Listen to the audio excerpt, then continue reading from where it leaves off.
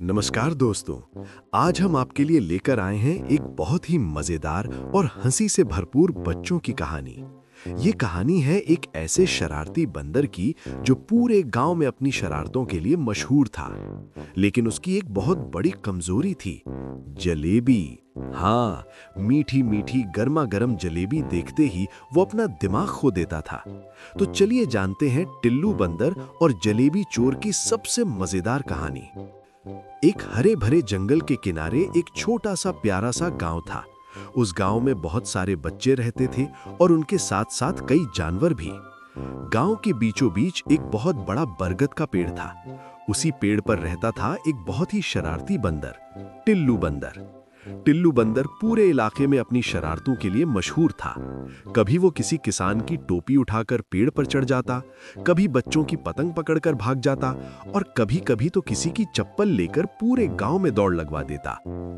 गांव के बच्चे भी उससे बहुत परेशान रहते थे, लेकिन सच कहें तो उन्हें टिल्लू की शरारतें मजेदार भी लगती थी। लेकिन टिल्लू की सबसे बड़ी कमजोरी क्या थी? जलेबी। उसे जलेबी इतनी पसंद थी कि अगर दूर से भी जलेबी की खुशबू आ जाए तो वो पेड़ से उल्टा लटकते लटकते भी वहां पहुंच जाता। गांव में एक मशहूर हलवाई था, मोतीलाल हलवाई। उसकी दुकान की जलेबी पूरे इलाके में सबसे स्वादिष्ट मानी जाती थी। हर सुबह मोतीलाल हलवाई अपनी बड़ी कढ़ाई में गरम गरम जलेबी तलता था। जब जलेबी तेल में घूमते हुए पकती और फिर चाशनी में डूबती तो उसकी खुशबू पूरे गांव में फैल जाती। एक सुबह वही खुशबू टिल्लू के पेड़ तक भी पहुंची।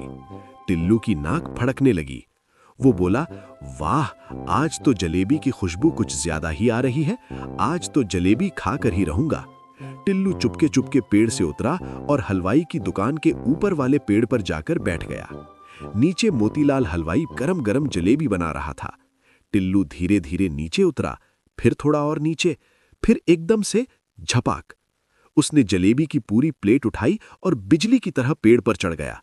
नीचे खड़े लोग चिल्लाने लगे, अरे, बंदर जलेबी ले गया, पकड़ो पकड़ो।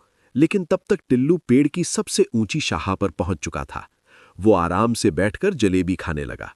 एक जलेबी, फिर दूसरी, फिर तीसरी, फिर चौथी। टिल्लू इतना खुश था कि उसने पूरी प्लेट की जलेबी अकेले ही खा ली। लेकिन तभी एक अजीब बात हुई।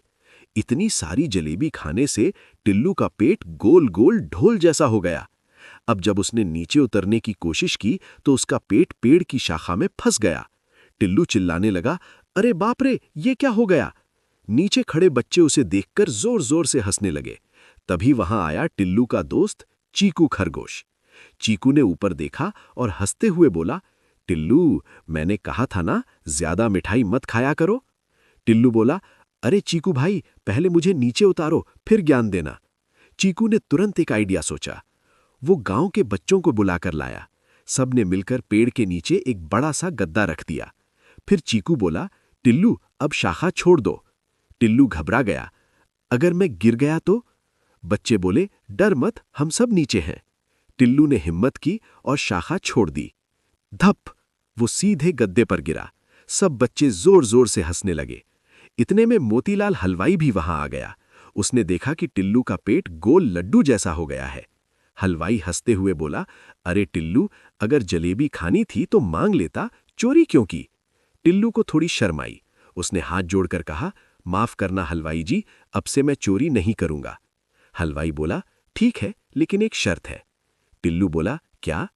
हलवाई मुस्कुराते हुए बोला, आज से तुम मेरी दुकान की रखवाली करोगे ताकि कोई और बंदर जलेबी चोरी न करे। टिल्लू खुशी से बोला, अरे, ये तो बहुत आसान काम है। उस दिन से टिल्लू रोज मोतीलाल की दुकान के ऊपर बैठकर पहरा देता। अगर कोई बंदर दुकान के पास आता तो टिल्लू जोर से चिल्लाता, भागो, ये मेरी जलेबी है। धीरे धीरे टिल्लू पूरे गांव का हीरो बन गया। बच्चे उसे केले देते, हलवाई उसे कभी कभी थोड़ी जलेबी दे देता और चीकू खरगोश रोज उसे समझाता, कम खाया करो। लेकिन टिल्लू की शरारतें अभी खत्म नहीं हुई थीं। एक दिन उसने सोचा, अगर जलेबी इतनी स्वादिष्ट है तो रसगुल्ले कितने मजेदार होंगे। और बस एक नई शरारत की योजना शुरू हो गई। पूरा गांव सोच रहा था, अब टिल्लू अगला कौन सा कांड करने वाला है। कहानी की सीख, चोरी करना गलत है, लेकिन अगर हम अपनी गलती मान ले तो हम बेहतर इंसान बन सकते हैं। और हाँ, जलेबी ज्यादा खाने से पेट ढोल बन जाता है।